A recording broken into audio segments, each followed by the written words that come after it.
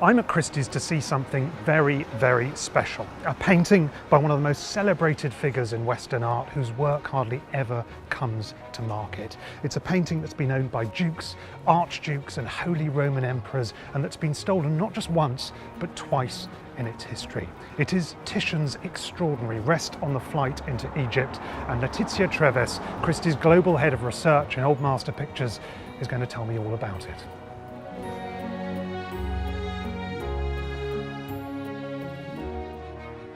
Letizia, what a pleasure to be in front of this absolutely extraordinary painting. I mean, Titian is such a talismanic name in the history of Western art, but can you tell us who was Titian and why is he so significant? So Titian's simply the most celebrated artist of the Venetian Renaissance. He was the first to gain international fame in his own lifetime. And by the time Titian died, he was considered one of the greatest painters that ever lived. And I think that still stands today. This picture sits very early in his career, so in his late teens or barely 20 years old when he paints this. I mean, it's extraordinary, isn't it, how kind of sophisticated it feels for a young man's work. Exactly, and it's around the time that he and Giorgione are employed on the same project, painting the facade of the Fondaco dei Tedeschi.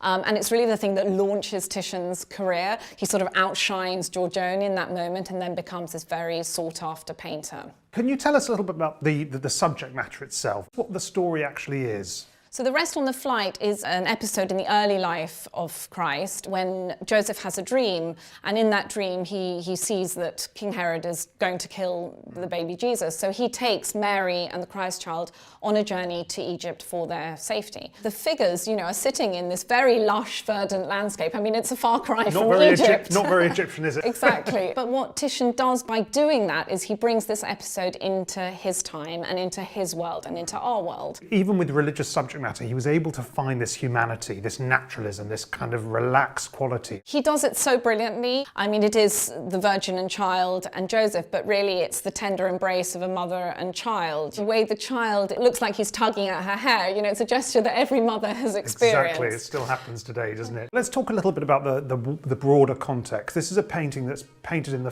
the beginning of the 16th century in Venice. What kind of a place was Venice in the early 16th century? Venice was a hugely cosmopolitan city. It was the centre of trade for dyes, textiles, for the glass-making industry, and as a result that had a real impact on the colours and pigments that artists, could get their hands on there. And Titian is one of the greatest colourists and uses these very rich, vibrant palettes. Yes, he's often known as the Prince of Colourists, isn't he? And was really taking advantage of those extraordinary raw materials that were available in Venice at the time. He combines this red and the blue of her drapery and contrasts that with Joseph, who's wearing the sort of complementary colours of yellow and purple. So your eye is led round the picture by his use of colour, by his use of light. I always love looking at whites in Titian because it shows how assured he is in applying the paint. So for example, just look at that little wisp of translucent, the veil on her head, and how that contrasts with this much weightier cloth on her lap. He's a painter's painter, isn't he? He's Really absolutely a painter's painter. So much so that in the 18th century, Sir Joshua Reynolds is said to have taken a picture by Titian that he owned and scraped it back layer by layer to try and unveil its secrets. Can we talk a little bit about its provenance? Obviously, remarkable painting made more than 500 years ago, but it also has a remarkable, if you like, afterlife. What's the first record we have of this painting after it's made?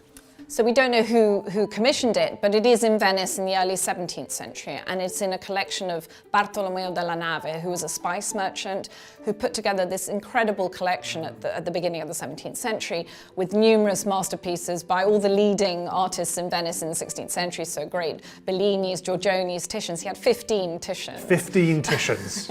And we know that this picture was part of that collection. And when Della Nave died, that collection was sold in large part en bloc to Basil Fielding, who was King Charles I's ambassador in Venice. And Fielding negotiated the collection on behalf of his brother-in-law, James Hamilton. So it comes to England in the 17th century. What happens to it after that? When Hamilton is executed by Parliament in 1649, his brother quickly ships this collection to the Dutch city of Middelburg, really for safekeeping, but it's also so he can show it to prospective buyers. And very quickly, the group is snapped up by the Archduke Leopold Wilhelm, who was the governor of the Spanish Netherlands, and the picture is in his esteemed collection and is shown in this incredible Kunstkammer picture by David Teniers. And we can see this picture hanging by the doorway, so it remains in the imperial collections throughout the 17th and 18th century. And then obviously another fascinating aspect of the story is in the early 19th century it gets looted by Napoleonic troops, is that correct? That's correct. So it's taken by his troops to Paris, destined for the Musée Napoléon, but is returned in 1815. So the picture goes back to Vienna.